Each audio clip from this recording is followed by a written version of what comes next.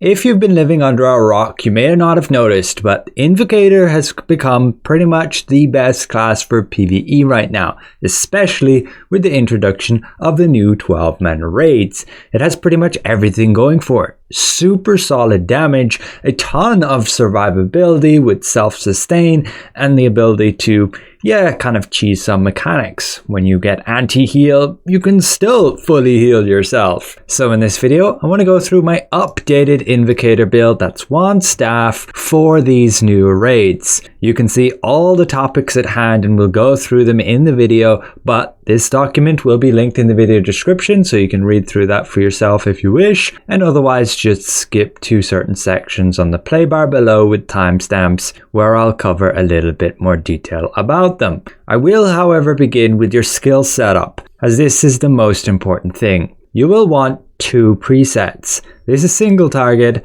and then this is multi-target. So first I'll focus on single target. This is the setup of skills that you want. I have changed up slightly with the passives, going now with this one instead of mana amp, because I've done the calculations and mana amp is a lot less effective. This gives you less than 1% damage gain, whereas this gives you nearly 2%. However, of course, if you need the hit points, be sure to switch back to mana amp. We'll have a look at the specializations. You don't necessarily need to have these two on staff. That frees you up 7 points, which you could put like here or here. But I personally like to have that mobility so I don't get stuck, particularly when doing mechanics in this challenging content. Do be aware of different skills you can potentially use, but this is what I found the most comfortable and effective for me. Looking at wand, you can see those specializations here. They're all really important for single target damage output. And you want to use your chaotic shield as your block. Be aware of the counter attack. When you get fury attacks back to back, you need to activate your defense skill a second time to trigger that counter attack so that you will be able to block again, like I do here. And it will give you a bit of a heal and stamina back. Counter attack is a little bit different when you do a roll dodge. That is something people miss when going into challenging content, and they run into the issue of not being able to dodge back to back, which becomes very important in certain mechanics. You have your curse explosion, which its damage is reliant on your damage over times and the time remaining on those. So you want to cast curse explosion just after you have applied your damage over times, so they have their maximum time on the target, and then curse explosion will deal the most amount of damage. If there's only a few seconds left on your damage over times, it will deal next to no damage. That is why you want to apply your burning, whether that be from focus firebombs or hellfire rain, then apply your touch of despair, decaying touch, and then use the curse explosion. So you apply the dots before you use it. Try and use your buff skills just before you use your big combos like hellfire rain and then into the curse explosion combo, and otherwise chaining bolt, fireball barrage, judgment lightning are filler skills, with inner peace just to get that mana back. This has huge benefits. Now, don't be afraid to simply tap it and then jump to cancel it, and then you gain that massive mana cost efficiency boost for 6 seconds afterwards. These passives here are really important again, with the option to switch out this one for mana amp if you need the extra hit points, but in general this will provide more damage due to the heavy attack and mana regen than the small amount of mana you get from here. And obviously if you're not going to be standing still, then definitely don't use it. You need Vampiric Contract, whether that's to heal you or deal more damage, Devotion and Emptiness for the massive amount of damage over time that you gain through Eye of Emptiness, and then Wraith's Beckon. That's another pretty impactful one. Don't underestimate it. It's like 4% of your damage, increasing the duration of the dots, which means it increases the damage of your curse explosion. So now let's actually look at the rotation. I pretty much went over most of it, but it's listed in the document right here. And this is like your opening rotation. From there, you just need to keep in mind of the combos. So to give you a little bit of a demo, we use Enchanting Time, High Focus, Valorous Barrier, then we're going to use our Hellfire Rain and Touch of Despair just after our Fireball, Touch of Despair, Decaying Touch, Curse Explosion. And then we can use the filler skills, and when our Fireball's off cooldown we can use that again. And From there, it gets a bit chaotic, but be aware of your combos. And they are this right here. The main combo being applying burning from firebombs or hellfire rain, and then applying those dots anew to refresh their duration. Touch of Despair, Decaying Touch, and Curse Explosion. And again, trying to use your buff abilities just before you use like Hellfire Rain. If there's a few seconds left on your cooldowns for these buff abilities before you're going to cast Hellfire Rain, just wait a little bit, particularly with Valorous Barrier. This is a pretty big damage buff for it. But that's about it for your rotation. We now jump to multi-target. So you will need a different skill setup here. And what changes is the skill specialization. So now your fire bombs will be multi-target. You have your Inferno Wave here. You can use it multiple times. Chaining Bolt now has the transfer. Judgment Lightning has the transfer. And then with regards to the wand, Touch of Despair has the ability to affect multiple targets. Curse Explosion is no longer single target, so it's that targeted area, and Corrupted Magic Circle is that area instead of the single target Decaying Touch. And there's no real rotation with this, it's just about using the combos again. You want to apply the burning on your target from Firebombs or Hellfire Rain, and then you apply your Touch of Despair, Magic Circle, and your Curse Explosion. There is the option to potentially have Karmic Haze to say spread the curse, but I haven't found that overly effective. And again, Enchanting Time, High Focus, and Valorous Barrier, your buff abilities, Inner Peace being your mana regen ability, and the rest are filler with dealing quite a bit of damage. Now you will have to have the right masteries for this, and you can find very nicely in my document the exact setups for those masteries. So your single target masteries are here with the order of priority. You're starting out in the game, you only have say 100 levels of mastery. Then you would only get to point 10 and you just follow it. Get 1, 2, 3, etc. for your wand and for your staff. This is again for single target when you're trying to deal maximum damage. For many of you, I actually don't recommend that mastery setup. This DPS one that I have here. The main reason is because it doesn't have that self-sustain which Invocator is known for.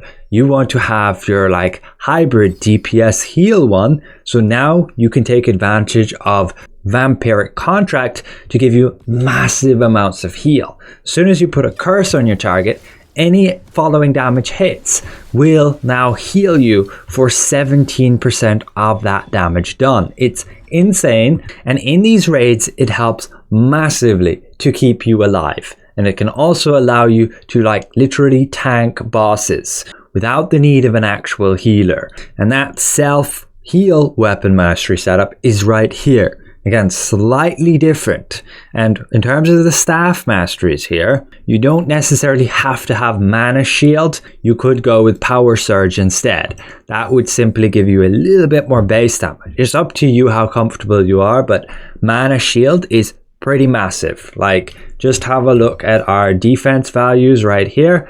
2,000, 3,000. We use Inner Peace, and these are now over 7,000. If we get Wet, this can get up to 15,000, and we can use other mana regen buffs, and you just have incredible amounts of survivability due to that.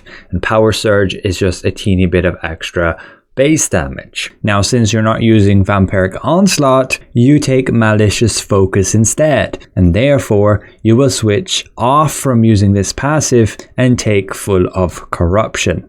That also frees you to move around as you please. You don't have to worry about standing still. This I use pretty much just for those short boss fights when you know you're standing still anyway and you just want maximum damage then and there. As for your multi-target mastery setup, you go with this, and that's because again it needs to be slightly different so that you're taking advantage of Fire Wave Amplifier and the Infernal Aftermath. Both very good multi-target effects. The one doesn't really change from the self-heal one.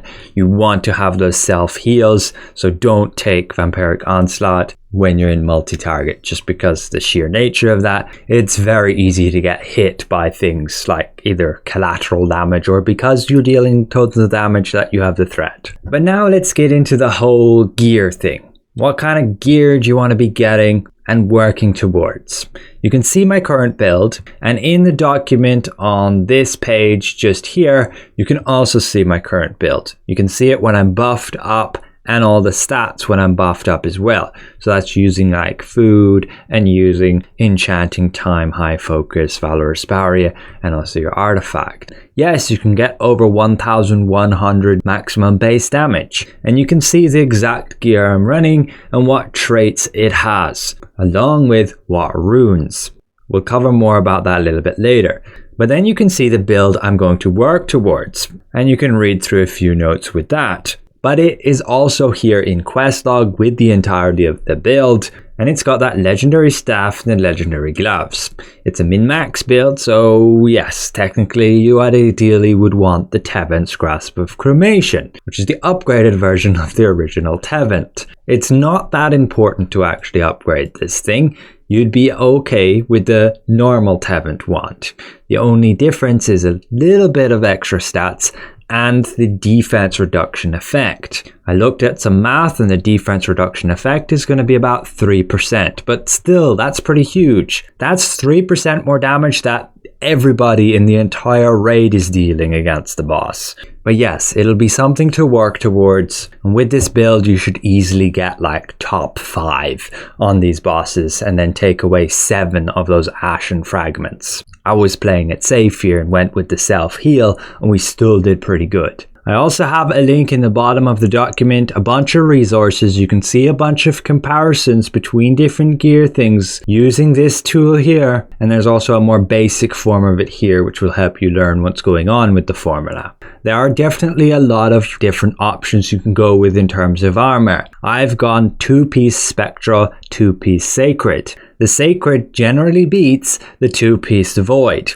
Void is only good for min-max and Gate of Infinity, getting those one-shots. Sacred considerably helps your curses and the curse explosion that goes with it. You can of course mix and match a little bit. You could have Sacred chest piece, you could have Spectral boots, but ultimately the legendary arms are what you want. These will give you the most amount of stats, and you can then choose Perception, Fortitude, and Heavy Attack here. There is the option to go with the Cloak, particularly if you want to focus more on PvP and getting more survivability. But that Cloak is over 2% worse in terms of overall damage. As for accessories, honestly there's quite a lot of decent accessories and you can't go too wrong. Like, if I was to start out again, I would go with the Band of the Black Anvil. I just didn't because this thing was super expensive. So right now I have the Band of the Ancestors' Blood. Although I do benefit quite a bit from the attack speed. When you're playing these raids, ideally you'll have one player in the group who has a bow, whether that's the healer or somebody who actually plays a bow as a DPS, and they would give you deadly marker and they give you a lot of cooldown reduction, and so having that attack speed can be very useful. If you want to go a full solo setup, not relying on deadly markers, then you would stack a bit more cooldown reduction, getting things like the Lunar Conjunction Necklace and the Apostles Belt. But I would generally try and have attack speed at least 50%. And after that, you stack cooldown well into the 80-90%. Even stacking your high focus on top of this, cooldown is super valuable. If we jump back a little bit in my document, you can see some explanations here, and we'll look at the weapons. So you're going to have to make the decision which legendary weapon you're going to go for, whether that be the staff or the wand. Ultimately, the staff's pretty much a no-brainer. It has that extra cooldown, and the difference in base damage is just huge. Overall, you will get a lot more damage from that, and you can work towards having Tevent as your wand. there are of course alternative ones like the Deckmans and the Codex, and if you're interested in the difference, well, it's about 5% less effective, the Deckmans, than THEVENIN, with the Codex being about 7% less effective than THEVENIN. So there's not a lot of difference between Deckmans and Codex, so I'm not going to switch to the Deckmans when I can ultimately save up for THEVENIN. I done the math in the breakdown with regards to these stats and the different builds, and you can see the results here. Now in terms of your weapon skill core, you may be wondering what actual effect to put on your staff. You have a bunch of options based on all the other tier 2 staffs, including Queen Belandir's the tier 1 Archboss staff, which gets upgraded to the Enraged Queen Belandir explosion. Well, I done a bunch of analysis on this. You can read what I have to say here, and it turns out that the most reliable is going to be the Dagon staff. Now, it won't have the maximum potential that the Delaznoa has. This one's absolutely crazy when you're against fat bosses. This first boss in the 12-man raid probably does constitute as fat enough to be able to hit most of those meteors on him. And when you can, the damage is huge. Again, over a 6% damage gain versus the Dagon's Fury effect. You can see my descriptions here. Queen Belandir's not that great, it's just less effective than Dagon. Grey Eye is also less effective, and then there's kind of no point at all to run the Ebon Soulwind or the Abyssal Foci bonuses. But the most budget-friendly one is, it's going to be the Grey Eye staff bonus. It's literally the only one you can get that's accessible because, yes, Queen Belandir's Archboss, Delaznoa, Archboss, Dagon, a very low drop rate from a field boss. Now, of course, those prices have been dropping, but it will vary on your server how accessible they are, especially with people watching this guide and now working on their legendary weapons to get those skill cores. But let's move on. I have some notes here in terms of traits, and yes, this is kind of the order of priority to go with those. You can see in the initial section, my build, I don't exactly have all of the best traits, but you can look at the min-max build to see what I am working towards. All the traits are listed here right under the name of the item. In terms of resonance traits, it's super simple. You're going with cooldown on your main weapon, and then the legendary one doesn't have it. You're just going to go with dexterity and perception. I did check the other stats here, including the massive nearly 20% attack speed, and it turns out it's actually less effective to take the attack speed than just like 14 more perception points here. You can of course choose to take strength instead of that perception. It won't change your base damage at all. The only thing going from perception to strength will be hit points or buff duration. Perception is taken for that buff duration. Be aware we can't go over 99 wisdom. You technically can in quest log, but that's incorrect. You can't go over that score, so don't overcap yourself. Of course we would if there wasn't that cap, just because it would give us more max damage, more mana, which means even more max damage. And then yes, resonance on your armor pieces, you're just going to put them all as max mana for that max base damage. In terms of runes, you can see them all nicely listed here. Weapons, you're going with that attack speed, and you ideally want to have chaos runes. I've been lucky with chaos rune drops, and I've actually managed to get like heavy attack for both my weapons here. This is substituting in for what you would normally have is mana cost efficiency. On the belt here, simply go all heavy attack. That's going to be the same for your bracelet as well. For the necklace, you want to get that synergy with that 3 wisdom. Gives you nice max health as well, and you ideally want to have a heavy attack chaos rune. I don't. I'm going with max health, which does help within the new raid for me to survive. But yes, ideally we would have another boss magic heavy attack chaos rune. For rings, you see as well, we're going with that cooldown speed and perception, and then the runes, boss magic heavy attack, chaos one for that as well, and max mana. And the earrings, also double boss magic heavy attack, one of them being a chaos rune, and then max mana. I fortunately did get lucky there as well and got that boss magic heavy attack. And of course, if you're feeling squishy, you don't necessarily have to go with these min-max offensive runes. You can take more survivability ones, your belt and your bracelet in particular. You can switch all of those runes, all these boss magic heavy attack, over to support runes. And once they're support runes, you can get skill damage resistance. And this will help you with survivability a lot more than what hit points would give you. Then we go to artifacts. You want to have that 4 Chaos Harbinger. You can see what that looks like here as well. It simply gives that crit hit chance and that crit damage. For the Solar Stone, you want the Plains Ravager. And for the Lunar Stone, you want the Abyssal Beast in most cases. It will trigger whenever you cast a control skill, and Focus Firebombs is a control skill. And you're casting this every like 7 seconds. Just be aware to min-max field boss fights, the short ones that aren't too risky, you want to take the Ancestral Armor Lunar Stone. This gives you 15% more base damage, but you need to self-harm yourself. You need to jump off a cliff and get yourself under 40% hit points. Then you will gain that 40% base damage buff. You will need to disable your Amatoi so it isn't going to keep healing you back up, and that way you can enter the fight gaining that significant base damage boost. Just don't get one shot, I guess. You can optimize artifacts. I'm personally not bothering too much, but yes, at least get the base damage on your Tallystone 1 and the max damage on your Tallystone 4. You can see what I mean by that here. Also with your Tallystone 1, you can get like max bonus damage 6. This is with 1 star. You can probably get that 3 stars, even higher. And you can see the other stats that I would go for as well, the individual ones. Just be aware, when you're up against certain enemy types, you can also min-max that further, getting ones that have bonus damage to demons, to Wilken, to have constructs against undead. You want to have the damage boost, in fact, not the bonus damage.